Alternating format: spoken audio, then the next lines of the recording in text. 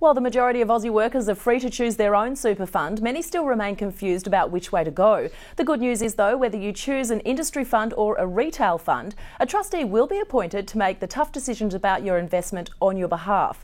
To discuss, I'm joined now by David Whiteley, the Chief Executive of Industry Super Australia. David, welcome. Just to start with, what's the general breakdown in terms of market share for industry and retail super funds? When it comes to sort of assets under management, funds under management, then industry super funds have got about 20% of all the assets in the system.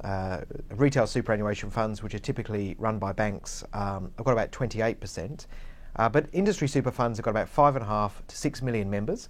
That's more than half the workforce. So you've got a very, very significant chunk of people as members of industry superannuation funds. Industry funds operate on a mutual basis, meaning any profits are generally put back into the fund for the benefit of the members. How do these funds afford to operate? Well, in the same way that many, for example, health funds operate, health insurance funds rather. So in effect what you've got is people are paying fees, obviously the members pay fees that go to meet both administrative costs but also investment costs. But what the funds don't do is pay any dividends out to their shareholders. So for example, a typical what's called a retail fund, a proportion of the fee income that they're deriving would be returned to the parent company. That's not how industry superannuation funds work. So what that's typically meant for members is they're getting they're getting that dividend, so they're getting an extra lift in their returns. As you mentioned, retail funds are often operated by the big banks or financial institutions. While members are paying more in fees generally, many feel they're in better and perhaps more capable hands than if they went with an industry fund. Well, I don't think that's the experience of the community. It's not the experience of the community, quite clearly, nor do I think it's the sentiment of the community. Industry superannuation funds and other not-for-profits have outperformed the bank-owned super funds over the short, medium and long term.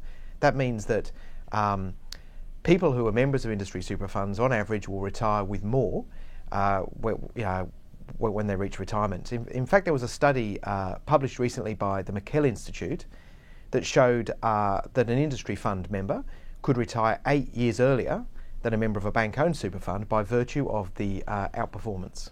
The original investment offerings of industry funds were quite simple to start with and really targeted at that average member only. To what extent has this changed over time? Well, it has changed. Industry super funds have increasingly offered members more choice and greater sophisticated offerings in terms of investment.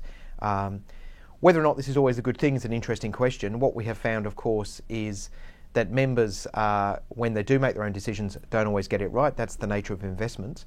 What we have found over time is that the default funds or the balance funds in both bank-owned super funds and industry super funds have often tended to outperform where members have made their own decisions. In fact, there's a study that has been done by the University of Western Australia, and I may not be entirely accurate in my presentation of this, but I think I nearly am, where literally every single member that made a decision during the previous financial crisis ended up being worse off than the performance of the balance fund that they were a member of. There is consistent rivalry, of course, between retail and industry funds, especially when it comes to those investment returns. While industry funds argue a higher average return than retail funds, a report by APRA shows no single super fund stays on top over both 1, 5 and 10-year periods, especially the biggest funds, industry or retail. They don't always score the top returns. No, well, the best performing fund, according to APRA, I understand, is the Goldman Sachs Staff Fund. So there's an interesting point for us all there. The key difference between the industry super fund sector and the retail fund sector or the bank-owned sector is in the structure of the funds. So industry superannuation funds have typically tended to invest more in unlisted assets such as infrastructure. They return all profits to members, or they run on a they run on a way to return all profits to members, and they don't pay and never have paid sales incentives.